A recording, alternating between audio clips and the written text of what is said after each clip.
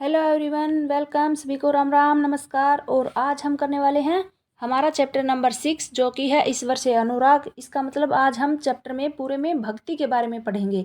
भक्ति, सूफी संतों के बारे में, मीराबाई के बारे में, कबीर हो गया, जो गुरु नानक जी हो गए, इन सभी के बारे में आज के चैप्टर में हम जानेंगे। इन्होंने किस तरह से भक्ति के मार्ग को अपनाया और किस तरह से अलग अलग भगवानों को जो है माना जाता है, अलग अलग धर्मों को माना गया है। इस तरह से इस चैप्टर में आज हम भक्ति के बारे में ज़्यादातर पढ़ेंगे। और वीडियो को शुरू करने से पहले सभी से रिक्वेस्ट है कि वीडियो को पूरा देख लेना और वीडियो को लाइक, शेयर और अपने चैनल को सब्सक्राइब जरूर कर देना। देखिए, आप लोगों को पूजा पाठ करते अथवा भजन कीर्तन या फिर कव्वाली गाते हुए या फिर चुपचाप बैठ करके ईश्वर का नाम जपते हुए, ये सब करते हुए आप सभी ने देखा होगा अपने आसपास, आप खुद भी करते होंगे। आपने यह भी गौर किया होगा कि उनमें से कुछ तो इतने भाव विभोर हो जाते हैं, यानी कि भक्ति में खो जाते हैं, कि उनकी आंखों से आंसू भर आते हैं। ईश्वर के प्रति ऐसा प्रेम भाव या फिर गहरी भक्ति उन विभिन्न प्रकार के भक्त और सूफी आंदोलनों की ही देन है, जिनका 8वीं शताब्दी से उद्भव होने लगा था। परमेश्वर का विचार। बड़े बड़े राज्यों के उदय होने से पहले भिन्न भिन्न समूहों के लोग क्या थे, अपने देवी देवताओं की पूजा करते थे। जब लोग नगरों के विकास और व्यापार, साम्राज्य, इन सभी के माध्यम से एक साथ आते गए, तब नए नए विचार विकसित होने लगे। यह बात व्यापक रूप से स्वीकार की जाने लगी थी कि सभी जीवधारी अच्छे बुरे कर्म करते हुए जीवन मरण और पुनर्चक्रण के अनंत चक्रों से गुजरते हैं।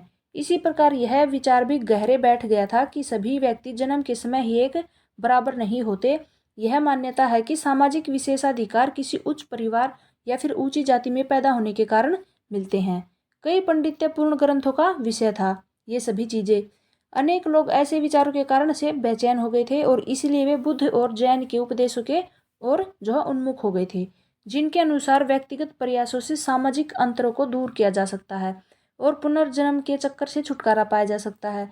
कुछ अन्य लोग परमेश्वर संबंधी इस विचार से आकर्षित हुए कि यदि मनुष्य भक्ति भाव से परमेश्वर की शरण में जाए तो परमेश्वर व्यक्ति को इस बंधन से मुक्त कर सकता है।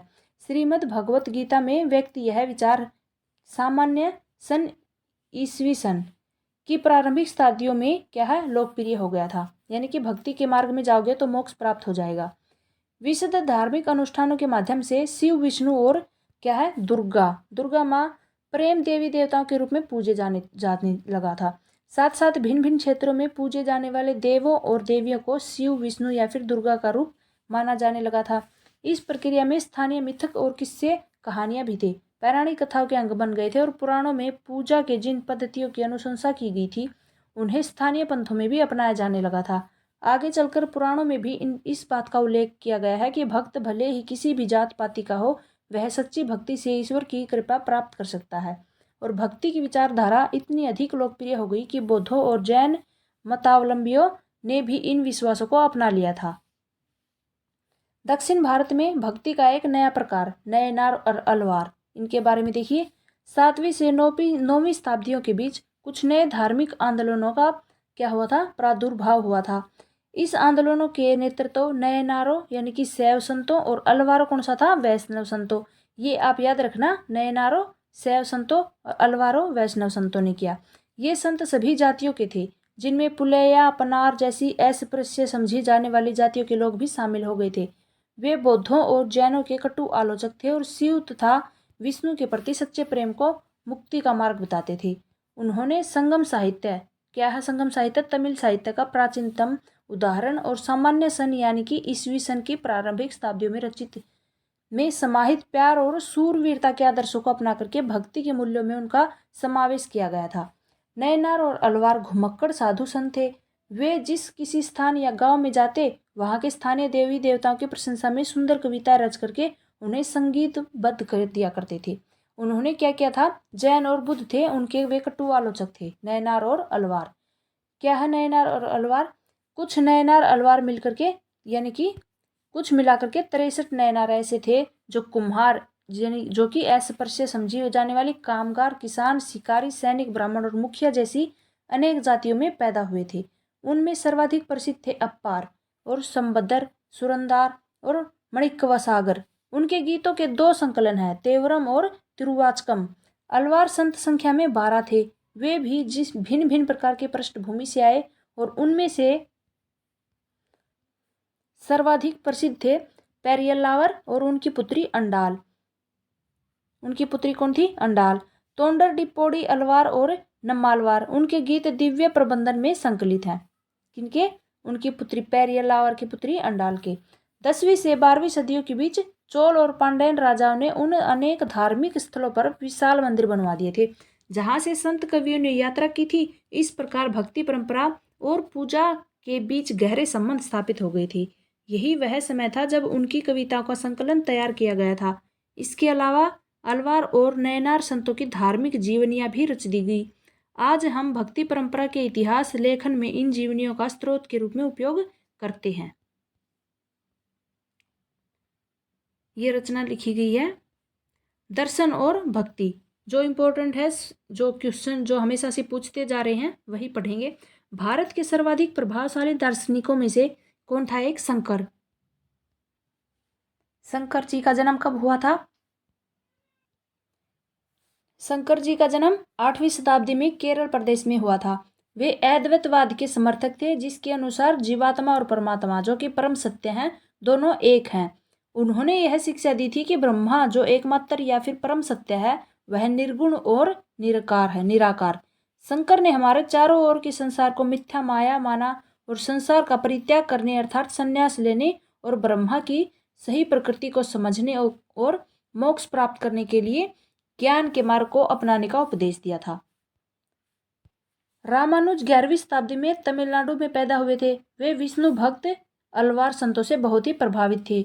उनके अनुसार मोक्ष प्राप्त करने की जो है उपाय विष्णु के प्रति अनन्य भक्ति भाव रखना है।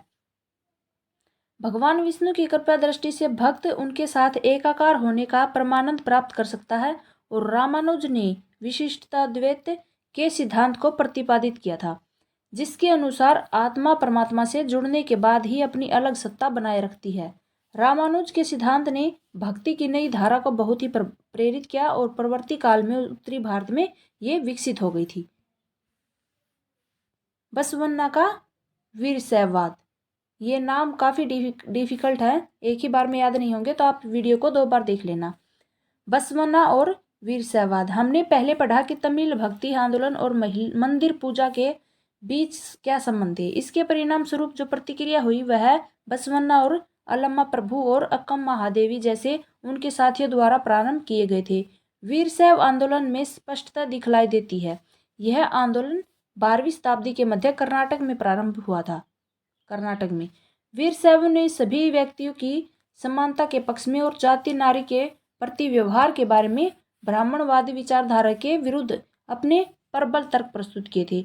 इसके अलावा वे सभी प्रकार के कर्मकांड और मूर्ति पूजा के इन सभी के विरोधी थे। उन्होंने जो है अपनी विचारधारा थी जो उसके बारे में क्या बताया था, ब्रह्मावादी विचारधारा, उसके विरुद्ध प्रबल तर्क दे दिए थे और जो कर्मकांड मूर्ति पूजा इन सब के कट्टर विरोधी थे। ये देखिए, महाराष्ट्र के ज्ञानेश्वर, नामदेव, एकनाथ और तुकाराम जैसे वैष्णव संत कवि भगवान विट्ठल के उपासक थे। भगवान विट्ठल की आराधना ने वारकरी संप्रदाय को जन्म दिया था जो कि पंढरपुर की वार्षिक तीर्थ यात्रा पर जोर देता है। विट्ठल संप्रदाय का भक्ति के शक्तिशाली उपादान के रूप में उदय हुआ और लोगों में काफ़ी ही लोकप्रिय हो गया था। इस प्रकार से जो है अनेक संत हुए उस टाइम पे, सभी ने अलग अलग प्रकार से भक्ति को अपनाया है, अपने अपने उनके अलग तरीके हैं मोक्ष प्राप्ति के। दक्कन में भक्ति का आंदोलन, 13वीं से 17वीं शताब्दी तक महाराष्ट्र में अनेकानेक संत कवि हुए जिन्हें सरल मराठी भाषा में लिखे गए गीत आज भी जनमन को प्रेरित करते हैं। उन संतों में सबसे महत्वपूर्ण था ज्ञानेश्वर, नामदेव, एकनाथ और तुकाराम तथा सखुबाई जैसी स्त्रियां और चोखा मेला का परिवार जो अस्पृश्य समझी जाने वाली महार जाति का था। भक्ति की यह क्षेत्रीय परंपरा क्या थी? पंढरपुर में विट्ठल यानी कि विष्णु का एक रूप है विट्ठल, उस पर एक जनमन के हृदय विराजमान व्यक्तित्व यानी कि व्यक्तिगत देव है ईश्वर संबंधी विचारों पर केंद्रित थी। इन संत कवियों ने सभी प्रकार के कर्मकांड, पवित्रता के ढोंग और जन्म पर आधारित सामाजिक अंतर इन सभी का विरोध किया और यहाँ तक कि उन्होंने संन्यास के विचार को भी ठुकरा दिया। किसी भी अन्य व्यक्ति की तरह रोजी रोटी कमाते हुए परिवार के साथ रहने और विनम्रतापूर्वक जरूरतमंद साथियों और व्यक्तियों की सेवा करते हुए जीवन बिताने को ही क्या है अधिक पसंद किया था। उन्होंने इस बात पर बल दिया कि असली भक्ति दूसरों के दुखों को बांट लेना और इससे एक मानवतावादी विचार का उद्भव हुआ। जैसे कि सुप्रसिद्ध गुजराती संत नरसिंह मेहता ने कहा है, वैष्णव जन तो तेने कहिए पीर पराई जाने रे। ये सभी किसकी कहावत है? नरसिंह मेहता की, गुजरात के नरसिंह मेहता की कहावत। क्या थे वे? दूसरों के दुखों को अपने में समा लेते, अपने जो है एक दूसरे के दुख को बांट करके सभी के साथ खुशी खुशी रहना ही जो है भक्ति का मार्ग था। अगला है हमारा नाथपंथी, सिद्ध और योगी। इस काल में अनेक ऐसे धार्मिक समूह उभरे थे जिन्होंने साधारण तर्क वितर्क का सहारा लेकर के रूढ़िवादी धर्म के कर्मकांडों और अन्य बनावटी पहलुओं और समाज की व्यवस्था की आलोचना की थी। यानी कि उन्होंने रूढ़िवादी धर्म, इन सभी की जो समाज की व्यवस्था थी उसकी भी आलोचना की। उनमें नाथपंथी, सिद्धाचार, योगी जन उल्लेखनीय है। इनमें कौन कौन प्रसिद्ध है? नाथपंथी, सिद्धाचार और योगी। उन्होंने संसार का परित्याग करने का समर्थन किया। इसके विचार से निराकार परम सत्य का चिंतन मनन और उसके साथ एक हो जाने की अनुभूति ही मोक्ष का मार्ग है। इसके लिए उन्होंने योगासन, प्राणायाम, चिंतन मनन जैसी क्रियाओं के माध्यम से मन एवं शरीर को कठोर प्रशिक्षण देने की आवश्यकता पर बल दिया। ये समूह खास तौर पर नीची कही जाने वाली जातियों में बहुत ही लोकप्रिय हुआ और उनके द्वारा की गई रूढ़िवादी धर्म की आलोचना ने भक्ति मार्गीय धर्म के लिए आधार तैयार किया, जो आगे चलकर के उत्तरी भारत में लोकप्रिय शक्ति बना था।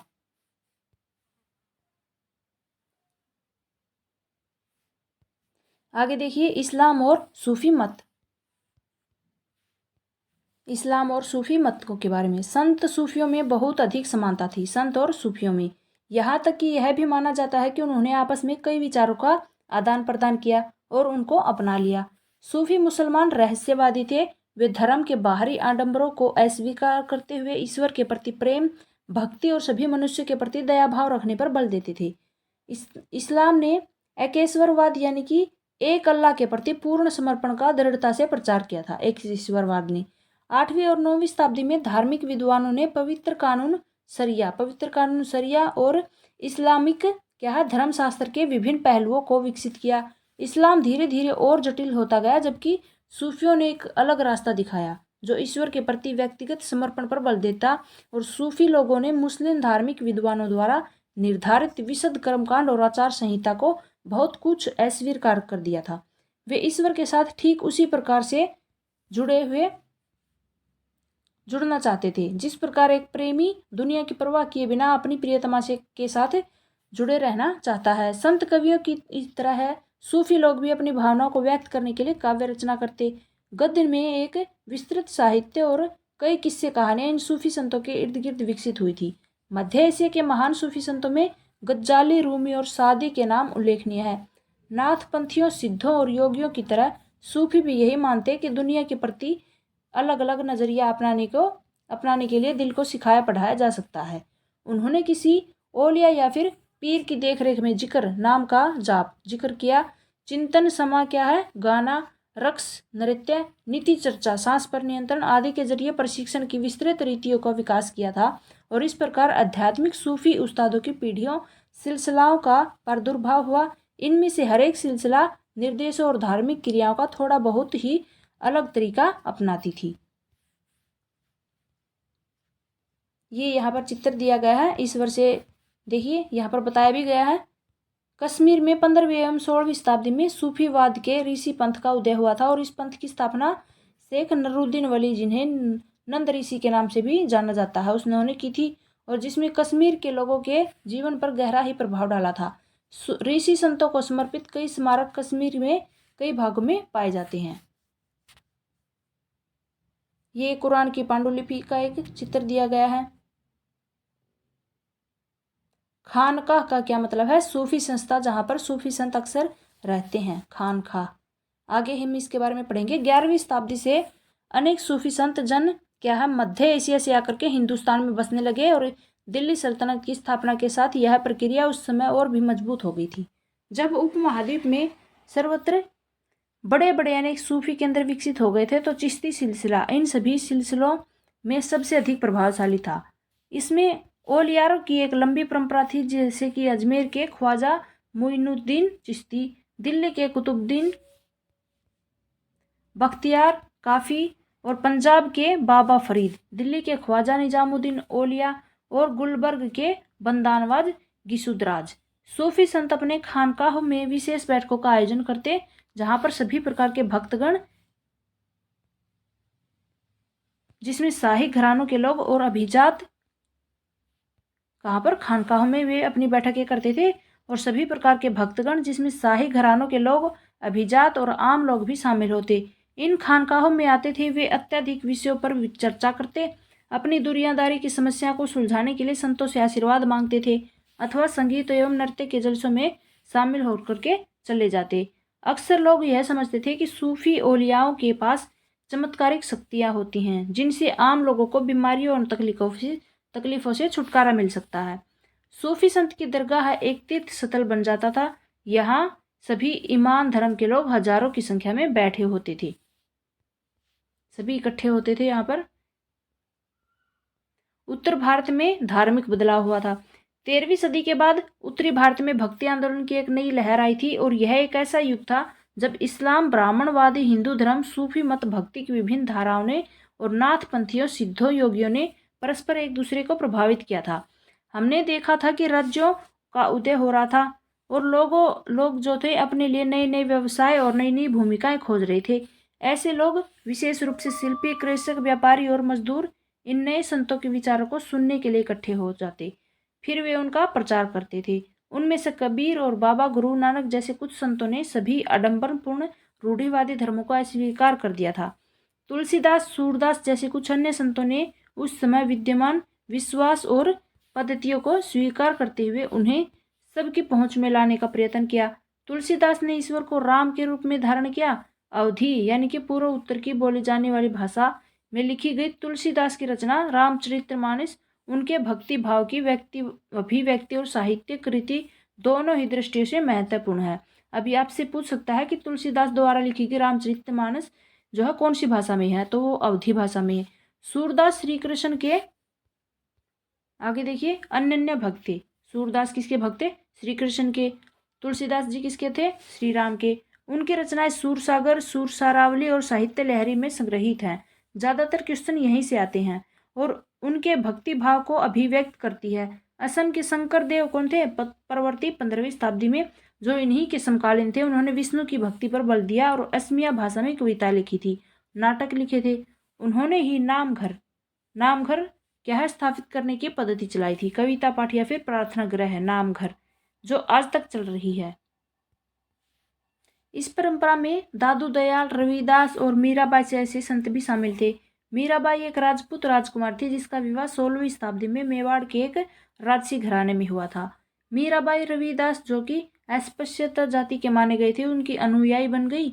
वे कृष्ण के प्रति समर्पित थी और उन्होंने अपने गहरे भक्ति भाव को कई भजनों में अभिव्यक्त किया है।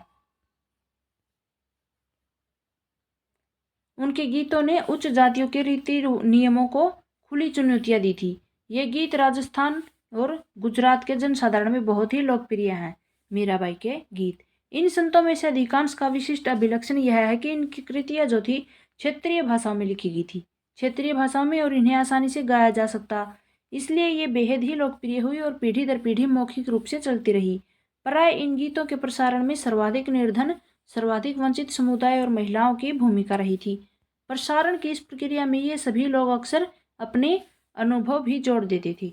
इस तरह आज मिलने वाले गीत संतों की रचनाएं तो हैं, साथ साथ उन पीढ़ियों के लोगों की रचनाएं मानी जा सकती हैं जो कि उन्हें गाया करते थे। वे हमारी जीती जागती जन संस्कृति का अंग बन गई है। कबीर के बारे में देखिए, आगे अगला है हमारा कबीर। कबीर संभवतः 15वीं-16वीं शताब्दी में हुए थे और वे एक अत्यधिक प्रभावशाली संत थे। उनका पालन पोषण कहाँ पर? बनारस में था, और उनके आसपास जो है एक मुसलमान जुलाहा यानी कि बुनकर परिवार में हुआ था वह। उनके जीवन के बारे में हमारे पास बहुत ही कम विश्वसनीय जानकारी है। हमें उनके विचारों की जानकारी उनकी साखियों और पदों के विशाल संग्रह से मिलती है, जिनके बारे में यह कहा जा सकता है कि उनकी रचना तो कबीर ने की थी, परंतु ये घुमंतु भजन गायकों द्वारा गाए जाते थे। इनमें से कुछ भजन गुरु ग्रंथ साहब, पंचवाणी और फिर बीजक में संग्रहित एवं सुरक्षित हैं। कहाँ पर? गुरु ग्रंथ साहब पंचवाणी बीजक में सुरक्षित हैं।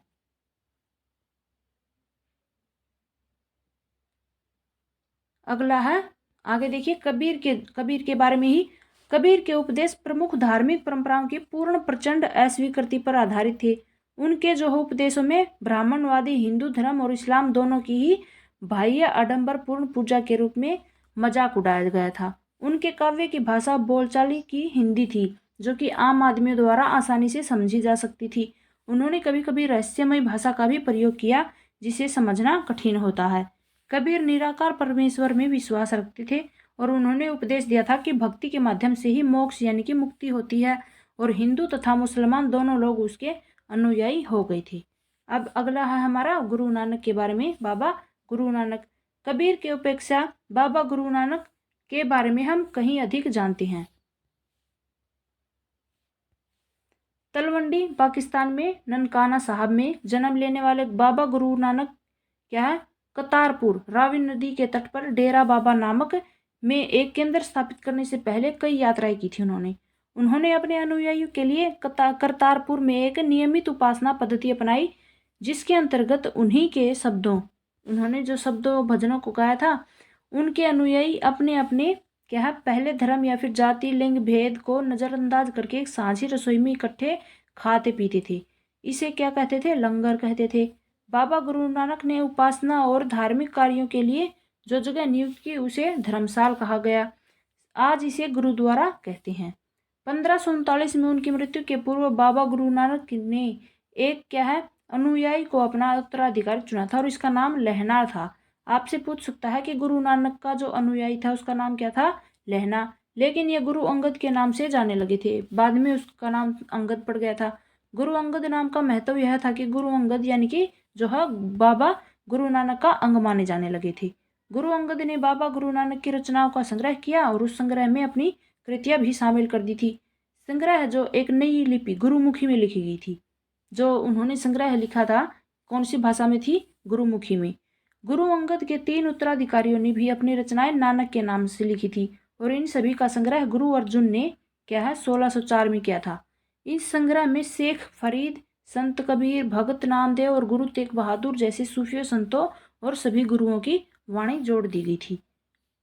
1706 में इस वृहत संग्रह को गुरु तेग बहादुर के पुत्र व उत्तराधिकारी गुरु गोविंद सिंह ने प्रमाणित किया था और आज इस संग्रह को सिखों के पवित्र ग्रंथ कौन सा है? गुरु ग्रंथ साहब, इसके रूप में इसको जाना जाता है।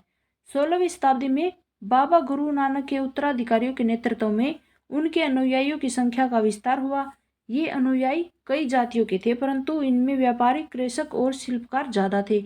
इसकी वजह यह हो सकती थी कि बाबा गुरु नानक इस बात पर बल दिया करते थे कि उनके अनुयायी गृहस्थ हो और उपयोगी व उत्पादक पेशों से जुड़े हुए हों। अनुयायियों से यह आशा की जाती थी कि वे समुदाय के सामान्य कोष में योगदान देंगे। 17वीं शताब्दी के प्रारंभ में केंद्रीय गुरुद्वारा कहाँ पर था? हरमंदिर साहब स्वर्ण मंदिर जिसको हम बोलते हैं। इसके आसपास रामदासपुर शहर अमृतसर विकसित होने लगा था। प्रशासन में यह वस्तुतः स्वायत्त था। आधुनिक इतिहासकार इस युग के सिख समुदाय को राज्य के अंतर्गत राज्य मानते थे। मुगल सम्राट जहांगीर इस समुदाय को एक संभावित खतरा मानता था। खतरा कौन मानता था? जहांगीर। उसने 1606 में गुरु अर्जुन को मृत्युदंड देने का आदेश दिया। 17वीं शताब्दी में सिख आंदोलन का राजनीतिकरण शुरू हो गया। दूसरा दूरगामी परिणाम यह हुआ कि 1699 में गुरु गोविंद सिंह ने खालसा की संस्था का निर्माण किया। खालसा पंथ के नाम से जाना जाने वाला सिख समुदाय अब एक राजनीतिक सत्ता बन गया था। 16वीं और 17वीं शताब्दियों की बदलती हुई ऐतिहासिक परिस्थितियों ने सिख आंदोलनों के विकास को प्रभावित किया। शुरू से ही बाबा गुरु नानक के विचारों को सिख आंदोलन पर गहरा प्रभाव पड़ा था। उन्होंने जो है ईश्वर की उपासना पर महत्व पर जोर दिया था और उन्होंने आग्रह किया था कि जाति धर्म लिंग भेद मुक्ति प्राप्ति के लिए कोई माने नहीं रखते। उनके लिए मुक्ति किसी निष्क्रिय आनंद की स्थिति नहीं थी, बल्कि सक्रिय जीवन व्यतीत करने के साथ साथ सामाजिक प्रतिबद्धता की निरंतर कोशिशों में ही निहित थी। उन्होंने उपदेश में सार को व्यक्त करने के लिए उन्होंने 3 शब्दों का प्रयोग किया: नाम दान स्नान। नाम दान स्नान। नाम से उनका तात्पर्य सही उपासना से, दान का तात्पर्य दूसरों का भला करना और स्नान का तात्पर्य आचार विचार की पवित्रता। आज उनके उपदेशों को नाम जपना, कीर्त करना और वंड छपकना के रूप में याद किया जाता है। नाम जपना, कीर्त करना और वंड छकना के रूप में ये अवधारणाएं भी उचित विश्वास और उपासना, ईमानदार पूर्ण निहार निर्वाह और संसाधनों को मिल बांटकर प्रयोग करना यानी कि दूसरों की मदद के महत्व को रेखांकित करती हैं। इस तरह से बाबा गुरु नानक की समानता के विचारों को सामाजिक राजनीतिक मायने थे। शायद इसी बात से हमें बाबा गुरु नानक और उनके अनुयायियों के प्रति इतिहास और कबीर, रविदास, दादू जैसी संतों, उनके अनुयायियों जैसे कि जिनके विचार बाबा गुरु नानक के विचार से काफ़ी करीब थे, उनके इतिहास में कोई फर्क समझने में मदद मिलती है। इस तरह से गुरु नानक के जो संत और अनुयायी थे उन सभी के विचार क्या थे, एक दूसरे के से मिलते जुलते थे। वे एक दूसरे के करीब थे। उनका मतलब था दूसरों की मदद करो, अपने विचारों में पवित्रता रखो और भगवान का नाम लो। इन सभी को उन्होंने अपनाया था। इन सभी से ही मोक्ष की प्राप्ति होगी। ये था हमारा आज का चैप्टर जो था भक्ति के बारे में। रविदास जी हो गए, तुलसीदास जी हो गए, गुरु नानक जी हो गए, मीराबाई हो गई और भगवान की भी पूजा होती थी, विष्णु, दुर्गा। इस तरह से आज का ये हमारा चैप्टर था 6 चैप्टर ईश्वर से अनुराग। आपको समझ में आया हो तो वीडियो को लाइक करना, चैनल को सब्सक्राइब और जो है वीडियो को शेयर भी कर